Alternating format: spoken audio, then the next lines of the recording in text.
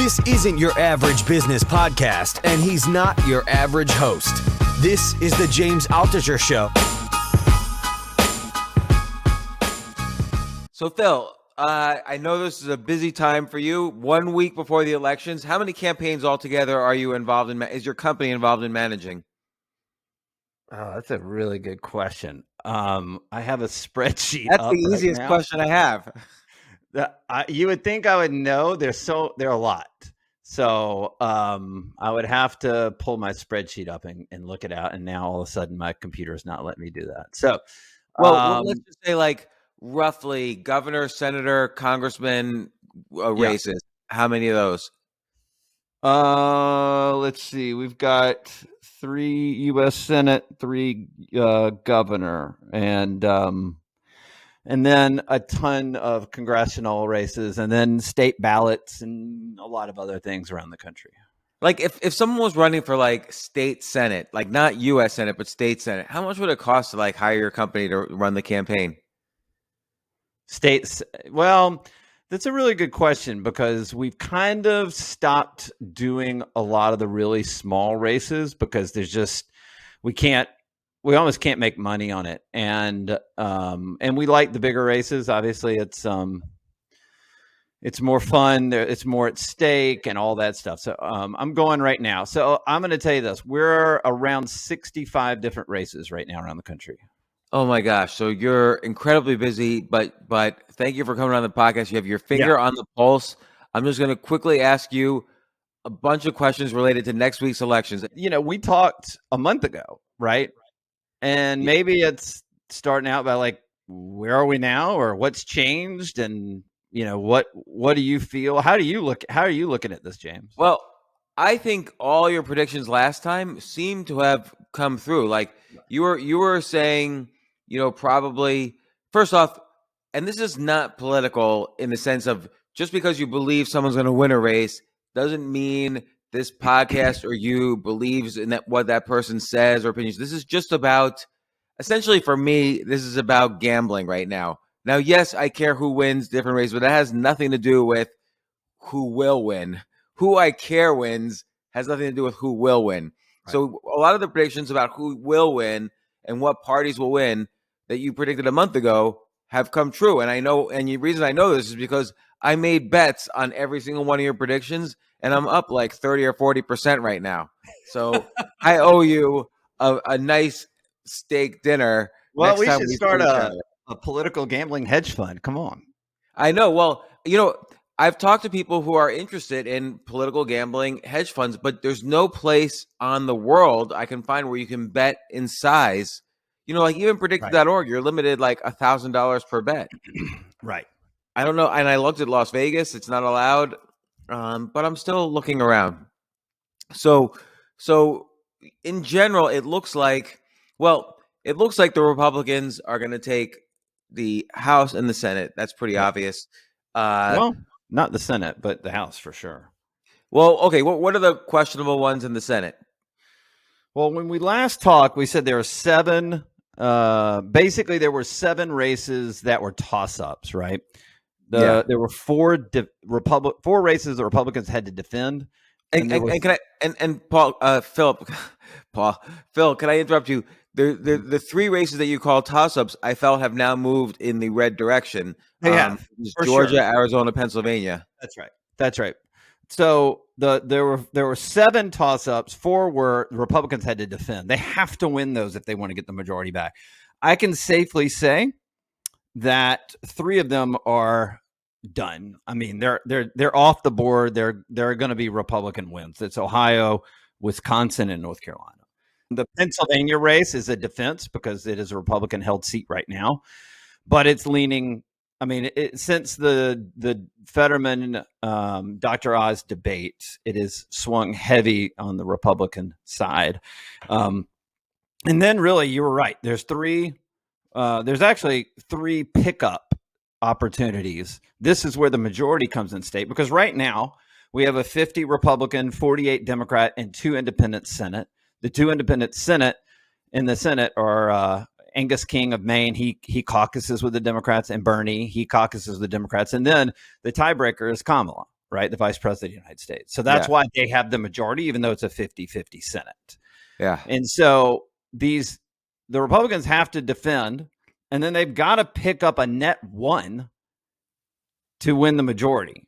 And right now, the one defense that's on the sort of the fence right now is the Pennsylvania race, the Fetterman versus Oz, and that is swinging heavily towards Oz going into this last few days. Georgia, the controversies and scandals around Herschel Walker have actually seen it benefit Herschel Walker. So how could that be? Like, some of those scandals are pretty horrific. Right. I think people are seeing it and saying this is politics, whether it's true or not. I'm not defending true or not. I don't know. Yeah. What I'm saying is, in the voters' minds, it's almost hard in the stance that we have to make some kind of change. And so you're seeing that race go, towards it. The momentum is going towards Herschel Walker. In Nevada, Adam Laxalt is a pickup seat that's being held by the Democrats right now, and he has consistently led in almost every single poll for the last month. So you would see that as a pickup. And then the two that are, to me, there are three on the fence right now are Pennsylvania, Georgia, and Arizona. It's going to come down to those three, hands down. Nothing else. Everything else is pretty much locked in. So Arizona, you basically have Blake Masters down 9 points, 6 weeks ago, and he's either down 1 or 2 or tied in every poll now. And then you've got Georgia, which we just talked about, and Pennsylvania, we talked about. So that's really what's going to. What were the first three? Ohio, Wisconsin, and what else? For what? Oh, for the defense? For Republicans, Senate? the Republicans have to defend Ohio, Wisconsin, North Carolina, and Pennsylvania. But Ohio, J.D. Vance is going to win that. Wisconsin, Ron Johnson is going to win that. North Carolina is going to be a defense for Republicans, and they're going to win that one. So it comes and I believe Nevada right now is off the board with Adam Laxalt. And so now you've got three that are toss-ups, but they're all leaning and have continued momentum-wise to go towards the Republican candidate. It's interesting the effect Peter Thiel has quietly on all of these races. Like Blake Masters, obviously, was his co-author on 0 to 1, and that's the Arizona candidate. Right. And J.D. Vance, at least according to the debates that I watched for the Ohio debates, Tim Ryan and J.D. Vance, Tim Ryan was saying J.D. Vance got $15 million from Peter Thiel.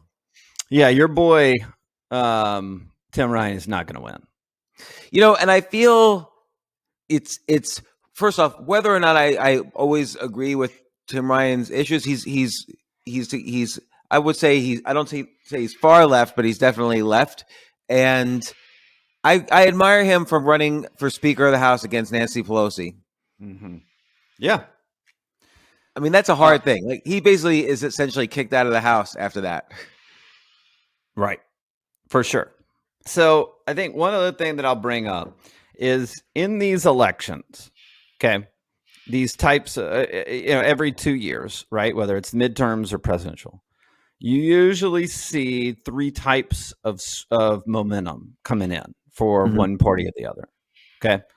Like in a momentum election, not every election, I'm talking a momentum election, right? You see, which I would say is about 80% of the time, you see a 1 to 2 point bump from what you see in polling on election day. So if Blake Masters is down 1 right now, and he's continuing his momentum surge, you could see him winning by a point. See what I'm saying? It's like a 1 or 2 point swing, right? Right. So I just want to mention I'm predicted the Arizona race is pretty even, 50-50. Like, actually, it's 54 cents Republican, 50 cents Democrat, which is weird that it doesn't add up to 100. Then there's about 19% of the time you see some wild swing where it goes not 1 to 2 points, but 2 to 5 points. All right. That's like 2014 midterms under Obama, 2010 midterms under Obama. You saw a little bit of this in 2018, but there was also some Republicans actually held and defended a lot more than in the Senate and some of these other places. So, and then there's this rare outlier, that happens just every once in a while. I call it the 1% chance, but it goes beyond 5 points on election day, right? The momentum is swinging so big that it is just missed by everybody, right? And that's a 5+ momentum swing from what you believe the results are going to be. And so the question to me is this a 1 or 2 point momentum swing in the last, we've seen over the last 3 to 4 weeks? Is it a 2 to 5 point swing, or is it a 5+? A 5+ is very rare. Like, I've only seen it once or twice in my life. So you've got to kind of think about that. You were seeing, is maybe the 5 point swing happened already in the Blake Masters Mark Kelly race, right? It went from 9 to even, 9 points down to even, right?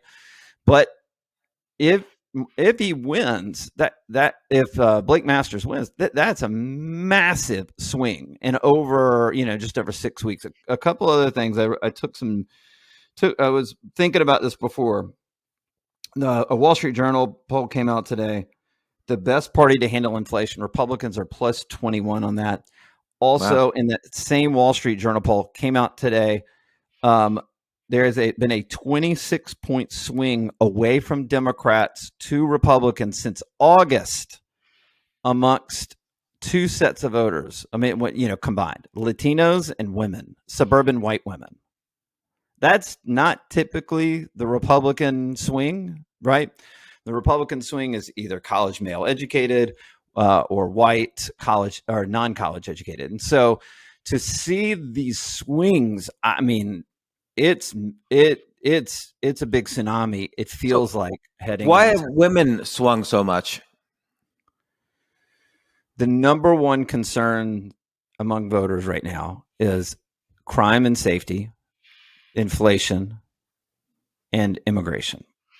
And where does there's been all sorts of issues in the past few months that have been very important, like pro-choice, pro-life. Yep. It is important. It's not the most important. And if the voters are going into the polls on election day, they go, yeah, I'm pro-choice, but this country's falling apart. And right now, pro-choice isn't as important as the safety of my family, taming crime in the streets. Listen, here's what I mean. Let me just give you a real example. In the state of Oregon, where a lot of this sort of defund the police, Antifa has been going on since the pandemic. You're right, really outside of Portland. Inside Portland. They're about to elect their first Republican governor, and God, I didn't think about it. I don't even know how long it's been. But the Republican is about to win the governorship of frickin' Oregon. That's insane to me. Let me tell you this. It's still pretty close unpredicted, actually. But do you think it's a done deal? What? Oregon? I think the Republicans going to win the state. She's been leading for a couple weeks now, and that feels stronger than someone surging at the last minute that may not surge, right? Because a lot of these states, the early voting has already started. I mean, a lot of these people have already banked a third of their votes. And so here's a couple others. In Michigan, another lockdown, COVID lockdown state, right? A Insider Advantage poll just came out today. I was just looking at it. It's a likely voter poll. And it has the race tied between Gretchen Whitmer and Tudor Dixon. You're kidding, because predicted has Gretchen Whitmer at like 75 cents. I still think the odds are that Whitmer, there's like 8 polls out right now, right? There's 2 that are basically tied and 6 with Whitmer in the lead. That's why you're seeing that in predicted. But are you seeing a 1 to 2 shift momentum, 2 to 5 point shift? Or is this going to be, some massive avalanche? So, and then there's the Nevada governor's race, which is think about the jobs that were lost during COVID, right? In that state, especially in Las Vegas. And the Republicans, Joe Lombardo, or the Republican candidate, they've had a Democratic governor, and Joe Lombardo is 1,000% going to win. Take it to the bank. He's going to win that race. Which state was this again? In Nevada. And so I'm saying, if you look at some of these states that went heavy on lockdowns, went heavy on defund the police. Look, did you see the New York poll that came out today? For the first time ever, All right. Zeldin is I think he's completely tied with, is it, I can't pronounce her name, Hochul. Kathy Hochul. Yeah. The New York governor's race, James. Yeah, The that's Republican insane. is now tied. And by the way, Lee Zeldin, who is the Republican candidate, he was down 20 points 2 months ago. And so what you're seeing is people are finally starting to pay attention to everything. They're trying to pay attention to everything, not just abortion that pops up because of the Supreme Court and then it fades, right? That it's not that abortion isn't a big issue. It is. That's why every Democrat's running on it. Unfortunately, there are bigger issues to fry, and voters look, even if Lee Zeldin doesn't win in New York, the fact that in a poll he's tied in the state of New York is total craziness to me. That should never happen in a liberal Democratic state like that. Well, what happened when George Pataki won for governor of New York, and he was a Republican? I listen. When was Pataki governor? 1996 to 2004. Yeah, around there. Yeah, and has there been a Republican since? No, 18 years. And is New York more conservative or more liberal since then? it's definitely more liberal. Right. And look, even Pataki, he wasn't like a right wing conservative. And before that, it was Nelson Rockefeller was governor of New York, and he was a liberal. And you Republican. also had Al D'Amato as the senator from 1980 to whatever 2002 or whatever he was in. And he Jacob Javits was a Republican. What's that? I think Jacob Javits was a Republican. I think he was too. Yeah. So what I'm saying is, it's not the same state. It's more liberal, and that's because. And think about this is even crazier. The exodus out of New York City and the exodus out of the state of New York during COVID to go move somewhere with whatever, more ability to have more freedom, right? Have more space, more just to get out. These are voters that typically would probably be willing to vote Republican from time to time. So the people that are left are the ones that said more masks, more mandates, more everything, right? Or maybe not. Maybe they just they didn't have choices like other people. And now they are about to exercise their choice. And that doesn't mean Zeldin will win. But for him to be this close, it's pretty crazy. Wow. So what trend has surprised you the most in the past few weeks? About 2 weeks ago, they said, there's this big, it was the first time it was like red alert with all the media. Oh my God, the Republicans are out of a sudden going to, they're winning every race. Right. And I thought, ooh, that's the kind of story you want told 3 days before the election, not 3 weeks. Right.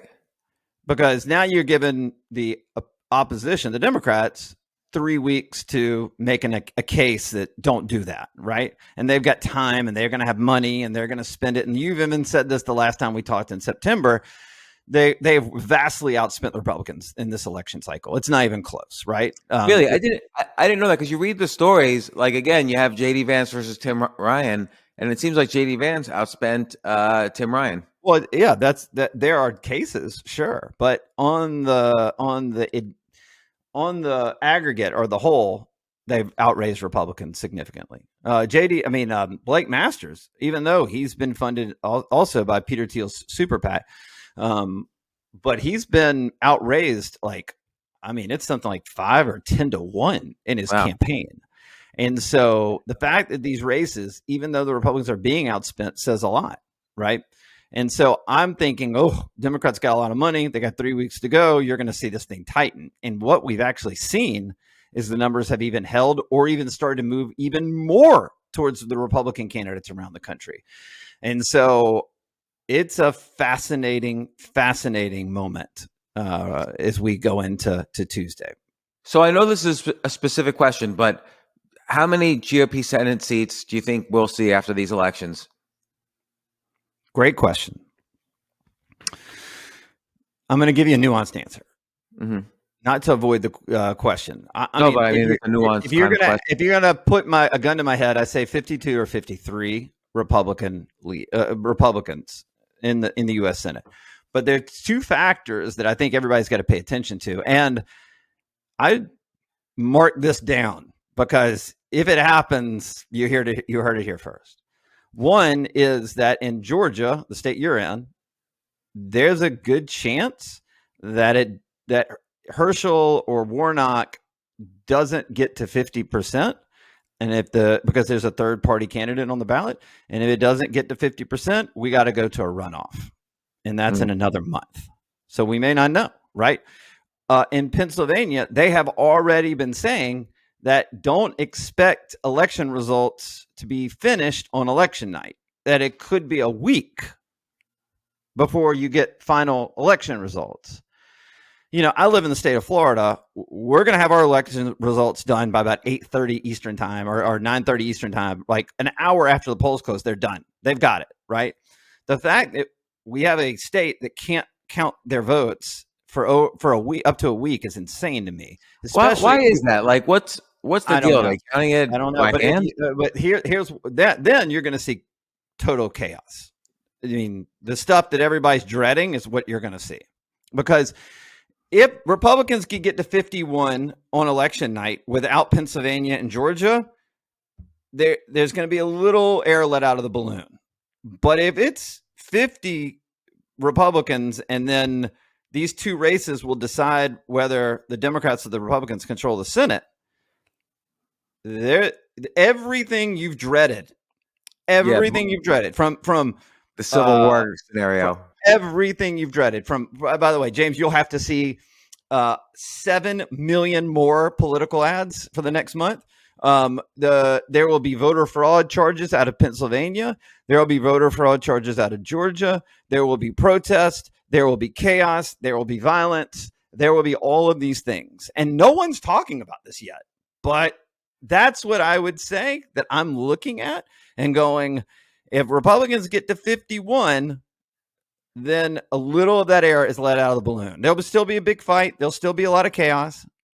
But if Georgia and Pennsylvania are not decided on election night, and it is 50 Republicans now and 46 Democrats, 2 independents, and then these 2 races decide the Senate, oh my God, it is going to be bad. It is going to be bad for our country, bad for our culture, bad for everything. I agree with you. Like, nobody needs a worse variation of 2000, when it was Al Gore versus W, and all the fighting and bitterness that happened there. This would be 10 times worse. But I feel Pennsylvania, I don't even think of Dr. Oz as Democrat or Republican. Like, he's just Dr. Oz. Like, if you told me he was running as a Democrat, I would be like, okay, that makes sense also. Yeah, totally. And Fetterman just doesn't seem qualified at this point. And I'm not, and by the way, this is not like an endorsement or anything. Again, like for all these races, are these really the 2 best people in the entire state to be representing that state? Probably the answer is they wouldn't even make the top 1,000. But the reality is, people know who Dr. Oz is. He's a celebrity. He's kind of been a moderate celebrity. I mean, he's kind of been an in-the-middle celebrity for middle-class America for decades. And Fetterman is sort of like this unknown guy. Like, if you were to ask me point blank who would win, I would automatically say Dr. Oz, regardless of party. What's the issue against him? I mean, it's a very, we don't, there are states that we call purple states. They're red and blue combined, right? Yeah. So they kind of swing both ways. But Pennsylvania has been a pretty good blue state for a long time, even though they have in the state house or the state senate, I think they have a Republican majority. They have this Republican senator, Pat Toomey, who's retiring. And, but, they've had some Republican governors in the past, but Trump won it in 2016 and came pretty close, to winning it in 2020. And so, Dr. Oz is like a New Yorker. Like, he's like a liberal. You would think someone from New York he's going to attract a more liberal audience, whether he's a Republican or not. I don't know. This is a very difficult state to predict. And sadly, Fetterman had a stroke that was very obvious in the debate. Now, that doesn't disqualify him. I have strong feelings for him and his family that I hope he's okay. But I don't think people want to vote for that, for someone who's, not necessarily mentally, we don't know what his mental status is.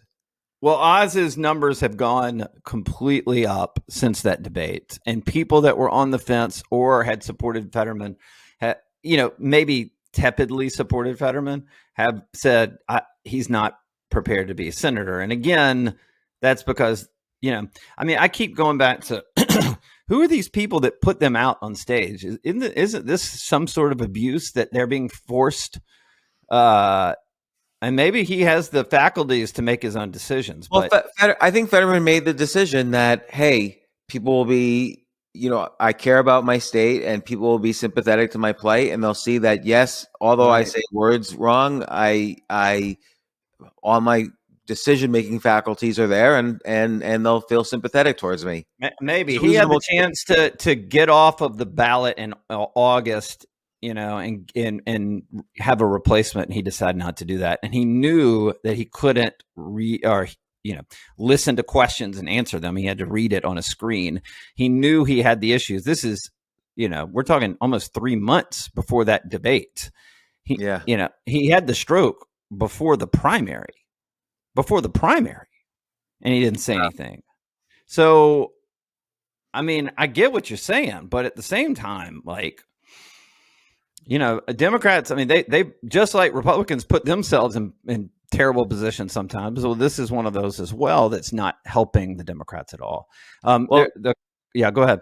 Well, predictit.org, which party will win the Pennsylvania Senate race? They have Republican over Democrat 62-43. Yeah, I think that's fair right now. That's fair. One of the things we didn't talk about just happened is the in the Arizona Senate race, this Mark Kelly, Blake Masters race. Just today, the Libertarian candidate dropped out. Oh, really? And endorsed Blake Masters. And the last that poll makes sense. that Peter Thiel is largely Libertarian, and maybe they had a conversation. I don't know, but the last poll that I saw I was looking at the numbers. I think the Libertarian candidate was getting 2.7% of the vote. Now, here's the thing: that Libertarian candidate, this Libertarian candidate still is on the ballot. He's not off the ballot. So, and if you've already voted in Arizona, it doesn't really matter. So maybe you voted for him already, right? But as we go into the last few days of the election, the remaining voters, if they see the news, it may sway thousands of votes.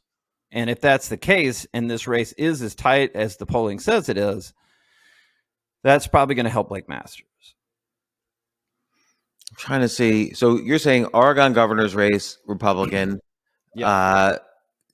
New York governor's race, probably Democrat, but interesting nonetheless. Just today there's a poll coming out at 45-45. Wow. Well, what about Wisconsin governor's race?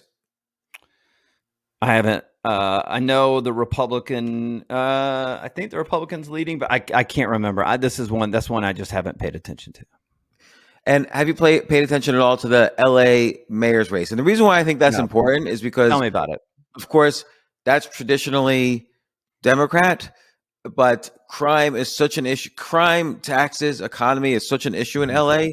So you have Karen Bass who's a Democrat versus Rick Caruso, who's a billionaire. Rick Caruso spent like $80 million versus Karen's $11 million on a mayoral race, and Karen Bass has been winning the entire time and maybe is still ahead, but Rick Caruso is moving up fast in the polls. He spent an enormous amount of money. What does the betting market say? 72 cents to 31 cents, Karen versus Rick Caruso. But my thinking, and I'm betting on Karen Bass to win, but Rick Caruso has been moving up fast, and he's spending a lot of money. Yeah. Yeah, I actually sat down about 2 years ago with Dr. Drew as he thought about running. Oh yeah, he should have run. Yeah, that would have fit. It's weird. It's very interesting, actually. I know he should have run. I told him he should have run for governor, but he didn't. He has the name to run for governor, and he would have had a good case. I don't know when Gavin Newsom is up for governor or whatever, but right now. Oh, I didn't even know that. Who's running against him? No, I think so. Maybe I'm wrong. I have no idea. I'm not paying attention to California, so. But Dr. Drew has the name, and this is a weird race where you have people like, Dr. Oz, Herschel Walker, J.D. Vance, who wrote one of the most popular books in history, Hillbilly Elegy. Yeah. Like all these, quasi celebrities or celebrities are running, and this is like I think this is actually a good trend. Like it should, like people are always complaining, oh God, politicians suck. It's business as usual. But it's good for other people to realize they have a voice also. Now, those other people now happen to be celebrities, and who cares what celebrities think? But I'm hoping for a day when anybody can run, and you don't necessarily need like $150 million to run. But so far that part hasn't happened. No, I mean, you're pulling out all the outliers, James. I mean, I'd push back and say the vast majority of candidates are not able to self-fund. The vast majority. Yeah.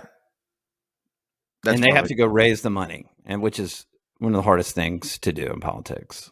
It's so hard. Yeah, that's the entire job, really, of being a candidate, is raising money. That's right. And then, because then everything is just people only actually see you on debates, and not that, I mean, as a percentage of voters, how many people go to see the candidate? How many people see the candidate in person? It's a really good question, but it's a very small percentage. That's why I always laugh, because in the 2012 presidential campaign, people are like, Mitt Romney has never gotten crowds like this. Or, no Republican candidate has ever had crowds like this at a presidential rally. These are the biggest crowds ever. They want to defeat Obama. Don't believe the polls. And then he got blown out, right? Yeah. And then you saw the reverse happen, which was Trump was having these massive crowds in 2016. And everybody said, yeah, we've done those. We know crowds don't work. That was the big argument back then. And then what happened? The crowds worked. So I don't know. Again, one of the things this is the last thing that was top of mind, and then I'm happy to answer any other questions, but that I would, ask the people that are listening right now to think about, right? We talked about this in September, that there's sort of this submerged voter that they used to have a bumper sticker on their car, they put a yard sign out for their candidates, and then because of the Trump, I'm talking about Republican side, that because of Trump now, they're afraid they're going to get canceled or vandalized or whatever, and they just took those signs up, but they still expressed their opinion by 2020, and now they just don't even express their opinion anymore. But they're going to vote, and they're not on the polls, like they're not showing up in polling. How big is that number? How big is that submerged voter that just says, I'm not opening my mouth because I'm going to get in trouble, but I have an anonymous vote and it's going on election day in the midterms? The New York Times came out with a poll this week, right? I don't know if you saw this. No. They have Mark Kelly. They have Mark Kelly running 15 points ahead of Biden's approval. Warnock at +10 Biden approval. Fetterman +7. They got it. It is all over the place. It's insane to me, right? They also have Herschel Walker getting 7% of the African American vote. Okay, every other poll that I've seen has Herschel Walker getting between 15 and 25% of the African American vote. So what's the deal? Like the New York Times, are they just catering to their audience? Like, why don't they have a legit poll? Like, again, I'm not saying one poll is right or wrong. It could be legit. Hold on. Let's see what happens on election day. This is something I'm saying. They have Warnock winning, Fetterman winning, Kelly winning. They have all these guys winning, right? They may even have Tim Ryan winning. I can't remember. I think they had one other one, but I just can't remember where it is. So, by the way, I just want to say again, both Tim Ryan and JD Vance, I really appreciate them both as candidates, because JD Vance did write an authentic, good book, Hillbilly Elegy. I highly recommend it. And Tim Ryan, who's been on this podcast twice, is just a really great guy. He wrote a book on meditation. One other congressman has written a book on meditation, and he ran against the most powerful woman in Washington, Nancy Pelosi. He ran against her for Speaker of the House and lost. That's like unspeakable, because you're going to get slammed for the rest of your career after that. Yeah, that's right. Okay, so I was wrong. It's not Ohio. They have Adam Laxalt losing the Senate race, the one that I tell you that I absolutely believe Laxalt's going to win.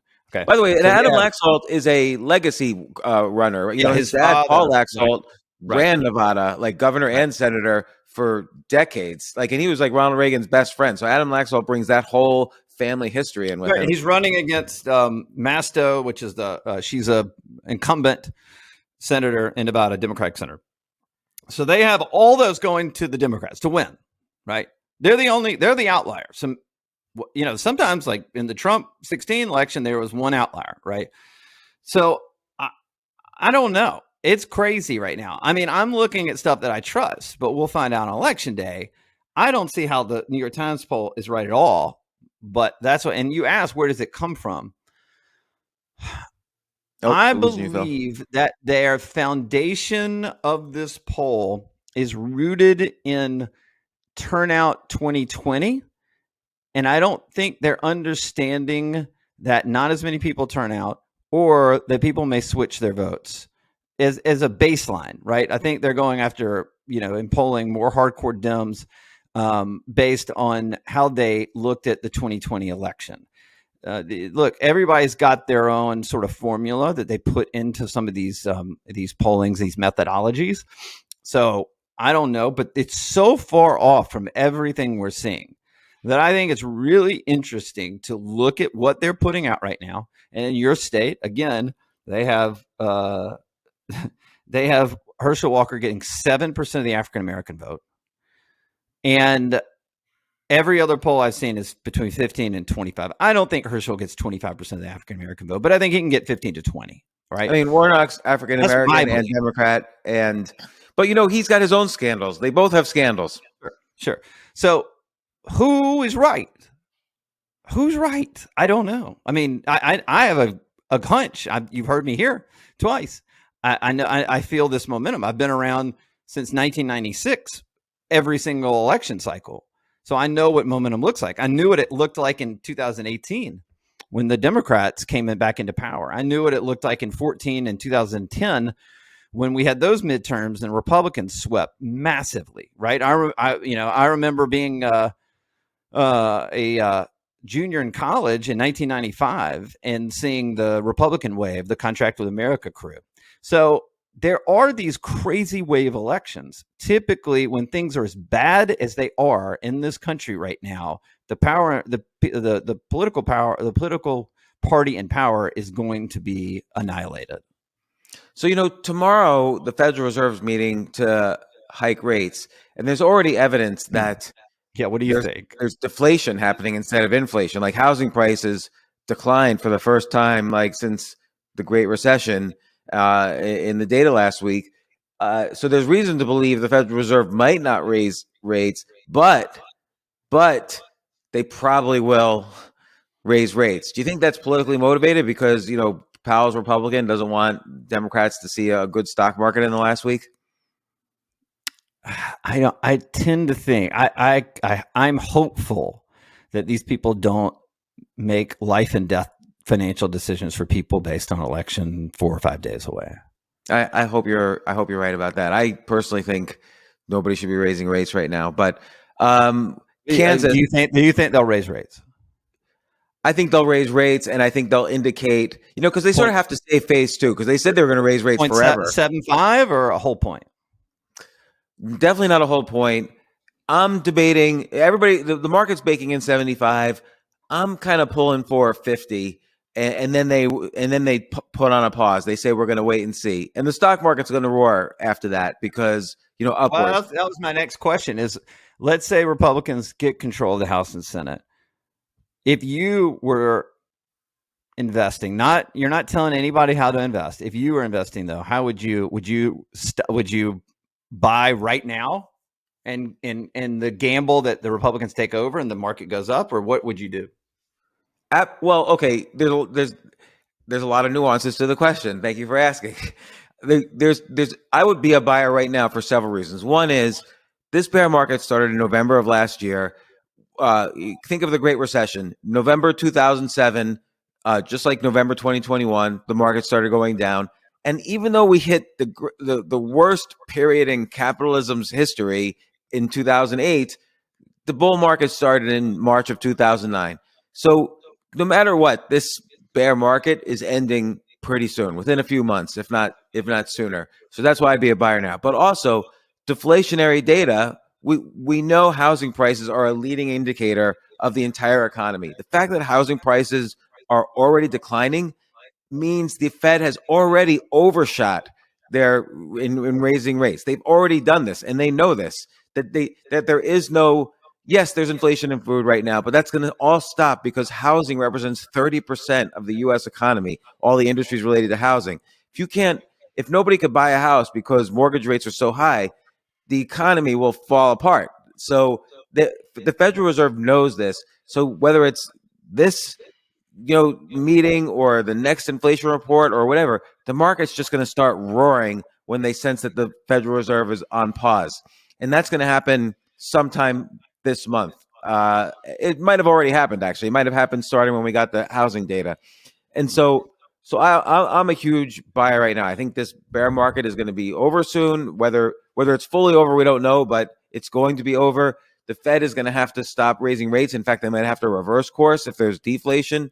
And then when we get to the politics, we all know that a deadlocked Washington is good for the market. So when the president is Democrat and the Congress is Republican or vice versa, the market goes up, because better for government to not do anything and for the private sector to do things. That's better for the stock market, which is private sector. So regardless of all the political issues, just a deadlocked system means Wall Street goes up. Now, there's some evidence that when the Democrats are in power, stock market goes up, but that's not statistically valid.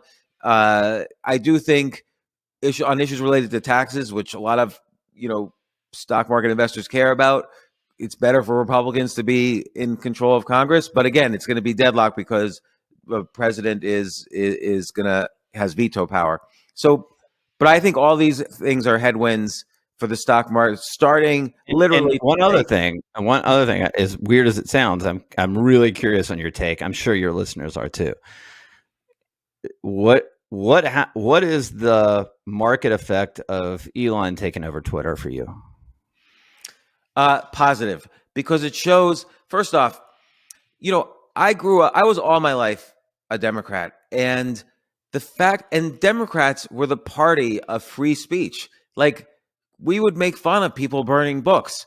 We were the party, like Kurt Vonnegut, when one of his books was being burned by some Republican town or whatever, he wrote a letter, a passionate letter to that town. And that was like the standard bearer letter of the Democratic Party for free speech. The fact that the day after Elon took over, people started tweeting. There's like 1 million tweets that just say ivermectin, because people are like testing it out, whether they get banned.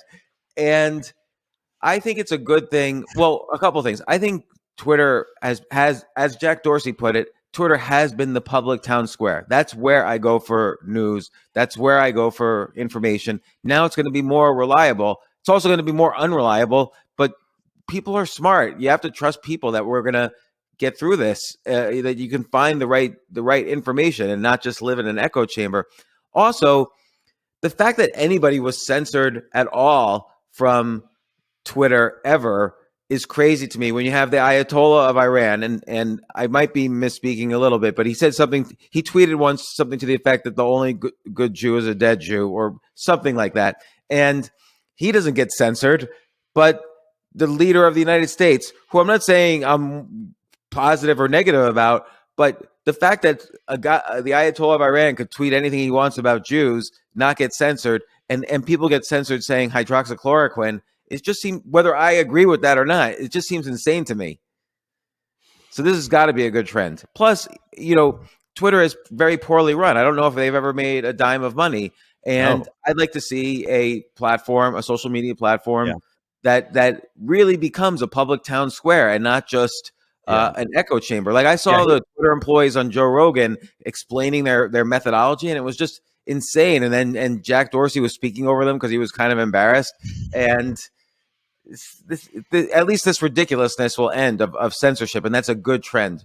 Yeah, I'm actually whether I agree with things that are being censored or not. Like, I don't in most cases. Yeah, but people just, when you have, like, again, the Ayatollah of Iran, I'm using him as an extreme case. He doesn't get censored, but like some professor from Oregon State University does for saying, hey, has anyone checked out ivermectin? Like, that seems insane to me. Yeah, you're talking about Brett Weinstein. No, I'm making that one up. But I think Brett, that actually happened with Brett. okay. I think he was at Portland State or something like that. He was in Oregon, but yeah, I'm with you. Okay. Yeah, and Peter Boghossian was at Portland State University and was essentially, had to leave the job for ridiculous reasons unrelated to Twitter. But just in general, this trend where people who would be liberal Democrats are being pushed away from their party because of this, censorship trend from a minority seems crazy to me. Like all the information, I was having daily Instagram lives about COVID where I was looking at all the issues back in March 2020 and April 2020 and May 2020, all the way through July 2020. And it was helping so many people understand the news. I got so many notes and reports, and I wasn't being biased. I was saying some people believe this, some people believe this. Here's the data. I had people on my podcast who were epidemiologists, people who disagreed with each other. Political liberalism is about a group of people coming together, disagreeing, and then forming a consensus where some people might be unhappy at the end of that. That's what liberal really means. And people have forgotten that completely. That was my rant. I appreciate it. No, I was super curious how you thought about it. Yeah, and I'm also just curious to see what Elon Musk does. I'm curious about what he does for the business model itself. Yeah, like he's gonna make money on it. He's gonna get a return on his investment. I'm convinced of that. Well, I can see what he's doing initially, which is, first off, he's getting rid of all bots. Like, I'm sure some people have lost, 30% of their followers. I've lost about 0.1% of my followers in the past few days because probably I had some bots following me. Not, some people pay for bots. I never did that, which is why I only had like a few hundred bots. But that he's definitely getting rid of the bots. I like the fact that he's going to charge for the blue check mark. Like, why should some people be? I have a blue check mark, but to me, it seems like this elitist thing where whoever, because I knew the Twitter CEO, I got a blue check mark 10 years ago. So it seems like an elitist thing to me. I'd rather people pay for it. I have one, and I only have, 3,600 followers, and I have one. People yell at me, how do you get one? And I go, I don't know. I just apply. Yeah, well, now it'll be clear how you got one. You're going to pay for it because he's going to charge $5 a month for it. So that'll make Twitter money, and the blue check marks will legitimately rise up in the algorithm. Yep. And if you're a bot, you're not going to pay $5 a month probably. So and whatever other verification has to happen. So I don't know if you know this. Their stock was trading 10 years ago at something like $73. So he got it. I understand 10 years of not making money, the stock is not worth what he just paid for it. But 10 years ago, it was $73 or something around there. And so they haven't done anything in 10 years. No, it's pathetic. I visited them about 8 or 9 years ago. I spent some time in the office. I hung out with Dick Costello, who's the CEO. He also wrote the foreword to my book, Choose Yourself. I don't think anything has changed on Twitter since then. They've added a few features, like you could subscribe to people's newsletter tweets. I don't know how that works. I haven't done it. But they've hardly added any new features, and they've become so important in these elections.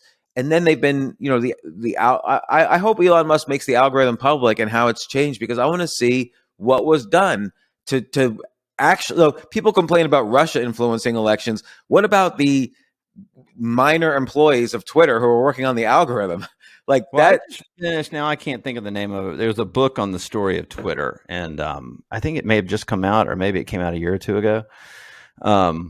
And that's a fascinating story about how all these guys came together and created it. And Jack was just like a lowly employee when he started. Well, okay. I'll tell you what happened was Ev Williams, who sold Blogger.com to Google he went to Medium, created Medium, didn't he? He created Medium later. So first he sold Blogger.com in 2004 to Google for, I don't know, $50 million, something like that.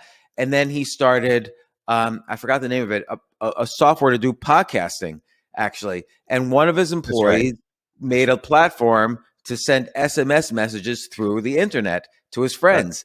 and more people started using that. And so Ev Williams said to all his investors, look, this podcasting thing's probably too early, which it was.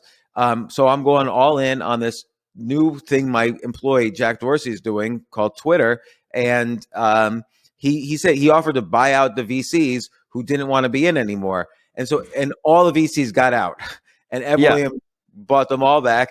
And that's how Jack and Ev Williams, basically started off Twitter. Yeah, didn't I tell you about that book about the drug runner, the like international drug runner? Was it Nick Bilton that wrote that book that you had on? I told you should reach out to. Oh, yeah. Did we reach out to him? I forget. Yeah, well, he wrote the book called Hatching Twitter. That's the one I just. Oh, read. Yeah, I've read that book. Yeah, right. Hatching Twitter. It's a true story of money, power, friendship, and betrayal. Yeah, I've read that book. It was an excellent book. Oh, yeah, Nick wrote the American Kingpin that you've had him on your show about that hunt for that crazy Australian guy that lived in the Philippines that had the biggest drug running operation in the world. Yeah, I mean, the story of Twitter is fascinating because it's a really great lesson in business, and I think just now the next chapter is being written. I mean, I like that Elon is going to make people pay for the blue check mark. I like getting rid of the bots. I like if he makes the algorithm public. So far, everything I've liked that he understands management efficiency, and so look. If you look at Notepad, which is the site I created, notepd.com, it's a little bit of advertising for Notepad. Notepad right now has all 100% of the functionality of Twitter, and we have integration with 2 different AI engines, one for text, one that comes up with ideas, one for images. We have this whole thing of idea lists and gamifying that and keeping track of streaks and searching other people's ideas. We have this notion of challenges, which is sort of we borrowed from Quora's questions. And we have all of this functionality, and we've spent hardly any money at all. Twitter spends tens of millions a year. How does this even happen? Because they spend it all censoring people. Yeah, it's fascinating. I don't know. It doesn't cost money. Twitter is not rocket science. It does not cost money to run that website. I could tell you that, having built websites for 30 years. I've been building websites since the first web server was made by Tim Berners-Lee. I've been building websites, and Twitter is an old-fashioned web. It does not cost money to run that thing. Yeah. So it's insane what's been happening there. So I hope Elon Musk, who tends to be, regardless of what I think of him in other ways, like he tends to be a straight shooter on business stuff. It's fascinating. So, okay, couple quick questions. We're gonna do lightning round. And if it's okay if you don't know these things, I know you're focused on the races you're running. Kansas governor. No idea. No idea. Okay, it seems pretty close in the predicted. I'll just run through. So New York governor's race, it's 78-26 Democrat. If you're looking for a good bet, James, the New York governor's race and the Michigan governor's race, they're probably long shots, but you could make a lot of money if you picked a couple of them and one of them hits. Yeah, I try that. The odds aren't like Republican is 26 cents.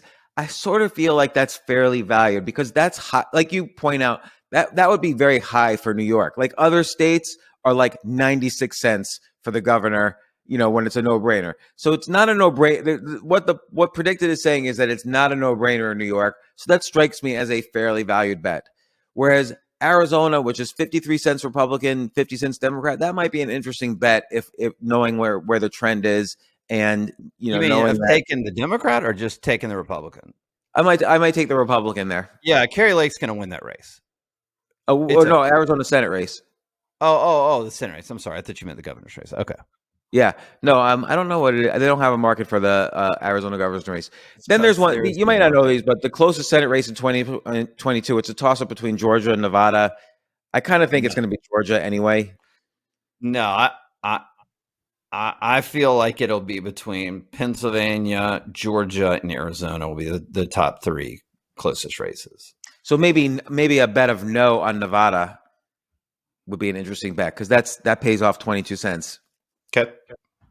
And I'm actually losing on my bet on Karen Bass in LA. I might just take that bet off and put it on one of these other things. Let's see, GOP governors after midterms. You probably don't have a handle on that. Which party will win the House in 2022? It's 89 cents Republican, 12 cents Democrat, but it's I mean, the Republicans are going to win the House. I mean, James, there's something like, I don't know, 38 toss-up races right now in the House, and I think 37 of them favor Republicans right now. Well, so it's And an interesting all thing they have to do is flip like 5 seats. And I mean, my prediction on the House is probably between 30 and 40 pickups. Right. So it's interesting because I was able to make an interesting bet, which is that rather than bet on who will be, which party will win the House, I bet on who will be Speaker in the next House. And so I bought so a few weeks ago when we spoke in September, it was 79 cents Republicans would win the House. And so I was thinking, okay, I'll bet on that because it seemed pretty clear the Republicans are going to win the House. But then I saw Kevin McCarthy being the next speaker was only trading at 72 cents. So it was really? Yeah. So oh my God, I should have bet with you.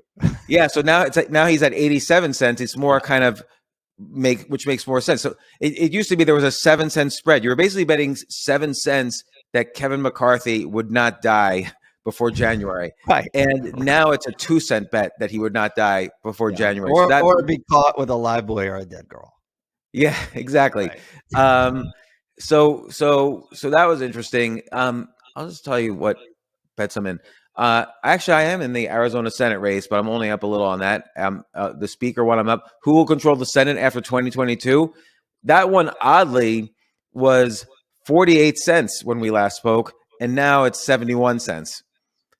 So now I might actually take that bet off because I think 71 cents is a fair price, and now it's a gamble. See, a lot of times you bet on these things in advance, not because you're sure the Republicans are going to win. Because you're going to see, it move enough to take it off the board, right? Right, like 48 cents, particularly after our conversation, 48 cents didn't seem the right number to me, but 71 cents might be the right number, and I might not want to risk that. I might want to bet on the House at 89 cents becoming Republican because that's completely ridiculous. And then I actually lost one bet. This is how I do my long shots, just for this is a race that you're not interested in at all. But there was let me see if I can find it because it's already paid off. It all paid off against me. I bet on Xi not being reelected as chairman of the Chinese Communist Party. And so I bet on that, it was almost a shoo-in that he would be reelected, but I bet like 7 cents on that. I lost, so it's not a big thing. And there was rumors that he was being under house arrest. So, and I have another long shot, which instead he put his former leader, the former head of the Chinese party. Did you see that where you like removed? Oh my God, that is scary. Like basically, the second most important guy in China in the meeting of the Chinese Communist Party, he's suddenly picked up by security, like literally manhandled and escorted out, and is never seen from again. Yep. And then the only other long shot I have, which I'm going to lose, is Putin president through 2022. So I'm about 6 cents down on that. I'm probably going to take that bet off. Yeah. And then the LA mayor election winner, I thought that was going to be a shoo-in with Karen Bass, but Rick Caruso is spending so much money. I'm about 10 cents down on that, and I'm probably going to take that one off. And then I'm just trying to think. I might, based on this discussion today, I'm already in Arizona. I might bet on Nevada, Adam Laxalt.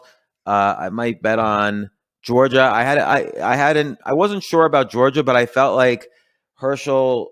I watched the debate and I watched it twice, and I felt Herschel did better than I thought he was going to do. And again, this has nothing to do with my beliefs or anything about Warnock or Herschel, but I thought that a lot hinged on whether Herschel could just, behave during the debates, and I think he did, and that probably has swayed a lot of votes.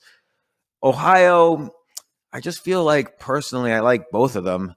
And I mean, I really like Tim Ryan. He's been a great podcast guest, and JD Vance is a great author. I don't know their political beliefs as much, but I don't feel like making a bet there. And then I'm not sure what else to bet on. I mean, there's a I don't know, strategy. maybe in the future, like 2 years from now, we should come to the table with our picks and then see what the results are after the election. It's true. Although, again, I switch bets midterm. I play it like a stock market No, rather I'm saying than. like the day before or the week before. Like it's like kind of locked down and you can't hedge anymore. Oh yeah, right. Uh, so then there's some interesting ones. I haven't made any 2024 bets at all, but Yeah. here's a bet: Trump files for president before 2023. I would bet no on that. The no is only 62 cents. I don't think there's any way he files before December 31st. So I might bet on the no there, because it's on December 31st it'll go from 62 cents to $1.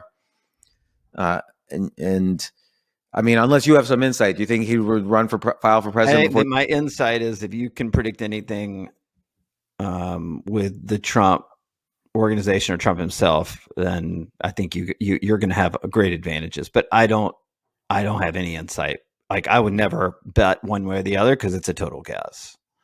And there's an interesting market where who will be the next president, DeSantis or Trump, and they're kind of neck and neck, which is odd that two Republicans would be neck and neck and not a Democrat there for the one or two slot.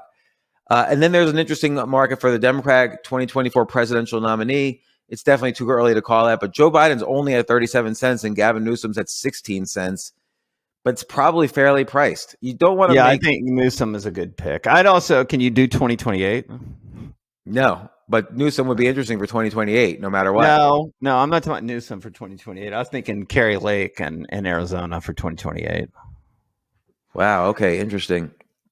I think DeSantis is like almost a no-brainer for the nominee, but you can't pick too early because everybody who picks early in every single presidential, who was a front runner in the beginning of any presidential race, Democrat or Republican, in the primaries that ended up becoming the nominee? George W. Bush.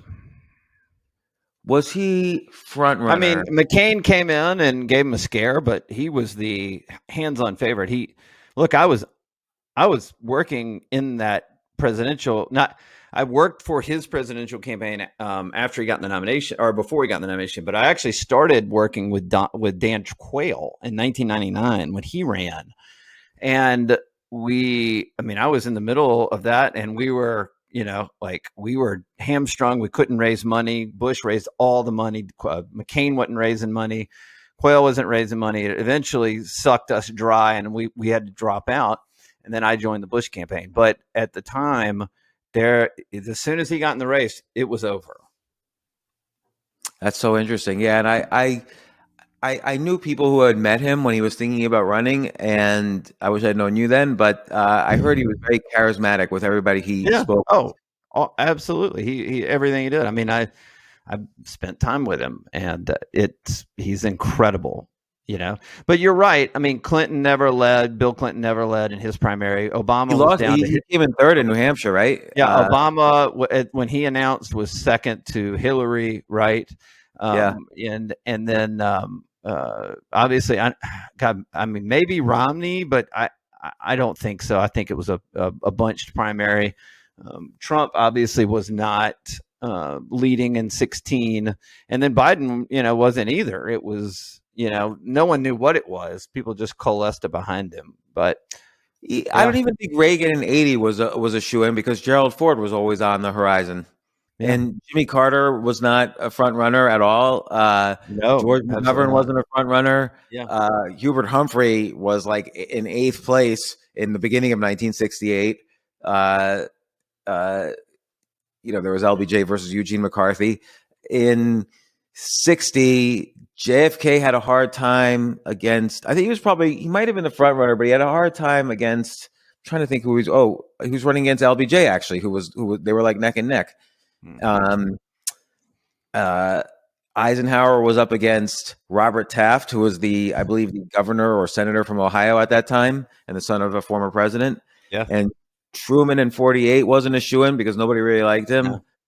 So going all the way back, it's rare that the front runner stays the front runner. So, but DeSantis is a very even-keeled. He's like a traditional solid Republican as opposed to Trump. So, and on the Democrat side, though, it's unclear because of Biden. Biden's, other than his mental acuity, like forgetting about that, just we're having a hard time right now as a country, and people. I mean, my bet is he's not running, and then Gavin Newsom and Kamala and Buttigieg would be battling it out. Wow, you think Buttigieg? What about AOC? She's probably going to run. I don't know. I don't know on that side as much as I am aware of my side, but yeah, I don't know. I mean, look, in 2005, a guy that this old dude I went to church with in Washington, D.C. said, "Hey, I want to take you to lunch." And there's this guy just moved to Washington, D.C. He wants to break into politics. He works on the Democratic side. Would you have lunch with him and give him advice? I said, sure. We went to the Palm in Washington, D.C., and it was Pete Buttigieg. Wow. And okay, but that's interesting. That was 2005. It was 17 years ago. Yeah. All he's done since then is be mayor. Yeah. Well, now he's Secretary of Transportation. I know, because he did a good job running for president. I think he ran a well-balanced campaign. And of course, the day before the South Carolina primary, he drops out, endorses Biden, which essentially crushes Bernie Sanders, who was winning the primaries in 2020. Yeah. And Biden owed Buttigieg. So Buttigieg did the right thing for an ambitious person. Now he has a real title. He's in the cabinet as opposed to being mayor. So yeah, he could run. But it begs the question: in his first 15 years after he met with you, all he could do was become mayor. How come he didn't go for more? He ran for mayor and lost. So that was one of the reasons. So he had to stay in South Bend and run again 4 years later. So he lost 4 years. I can't remember, he ran in 2007 or 2009 and lost. And then he came in and won. Phil, how come you don't get these guys on your podcast? Like get Dan Quayle on your podcast, get Pete Buttigieg on your podcast. Yeah, we're going to reboot my podcast. It's been fun. I mean, I've had you, I've had Peter Diamandis, I've had Dr. Drew on, I've had Jay Abraham, I've had Keith Cunningham. I think Keith Cunningham is the greatest guest other than you, James. I've had our mutual friend, the writer for Vanity Fair or Esquire, Cal Fussman. Oh yeah, love Cal. Gosh, I haven't talked to Cal in a while. Fussman on, and he was telling stories the whole time. I mean, it's so I've only had my friends on. That's it. Yeah, and a lot of those people are, including myself, are kind of like traditional podcast guests. But like Dan Quayle's never been on a podcast, and where is he now? He's running Cerberus Group, the private equity group. He's become he went from being a 100 millionaire to a multi-billionaire since he became. It's really president. A good idea. I never thought about that. I'm going to reboot at some point, but really, I've had our boy Tucker on. But Tucker's a great guest. Tucker's the best guest. But I'm I just wanted to do 2 years worth of my friends because I've got a lot of interesting friends with interesting stories, and I wanted to tell those. So it's the Undefeated Marketing Podcast. If anybody listens. Well, Phil, and we've basically. Did we meet because of this podcast? No, Tucker introduced us. But because of the podcast, he thought I should have you on the podcast for your book. Yeah, because you wrote a book through Scribe. Well, I am so glad we met. I mean, we've become very good friends. We've visited each other and have had countless discussions outside of this podcast. And you're always such a great guest. I get such incredible insights. And I've loved politics since I was a tiny little kid. Like I visited the White House when I was 12 years old. I went to the Democratic National Convention in 1980. I've just been a big follower of the game of it. We've never talked about that, but that's a very famous convention because Ted Kennedy tried to overthrow the delegates and win the race at the convention over Carter. Yeah, we could talk about that on either my podcast or your podcast. It was a very interesting race because Ted Kennedy was winning in the polls in the primaries, but then he had a bad interview on, I think, 2020. Well, they asked him, "Why are you running for president?" He couldn't answer it. He didn't have an answer. Which, okay, he should have been prepared for that now. But the reality is, there's a lot of reasons he's running. Obviously, like his brothers were running. He was the leader of the Senate essentially, but he also, it was complicated for him because of Chappaquiddick. But by the time of the convention, he had no chance, even if he was trying to overthrow. I had these STOP buttons, Stop Teddy on Presidency. Did you? Yeah. Oh, that's awesome. And I got in the floor. Like a friend of mine was in the Democratic National. A friend. I was 12 years old, but I would call these people all the time, and until finally someone would say, "Let me in on the floor." And so I was interviewing like Chip Carter, Tip O'Neill, like on the floor of the convention, and I was doing my What podcast. a great experience. Then. And then even 1988, I was like a fan of Gary Hart actually. Yeah. But he blew it with the monkey business. That whole thing. And then, but I liked Dukakis as well. So, I didn't start leaning Republican. I don't know if I don't know if I'm a Republican now. I'm really nothing. I mean, you're independent. We've had long talks. You're commonsensical, and that could be on either side depending on where that politician lands. Out of all the political guests I've had on, I do think the most even keeled actually was Spike Cohen, who was the vice presidential candidate for the Libertarian Party in 2020. And he was just a smart guy. Yeah. And I loved having Tim Ryan on, but I've had plenty of Republicans on too. I've had Ron Paul. I've had on Jane Smith, who was the governor of Massachusetts. I've had a bunch of Republicans and Democrats on. But anyway, Phil, it's shaping up to be interesting on election day. I'm super, where I feel, so we'll see what happens. I'm excited, and I'm going to let you get going now because I got to change all my bets on predicted before going to the dentist.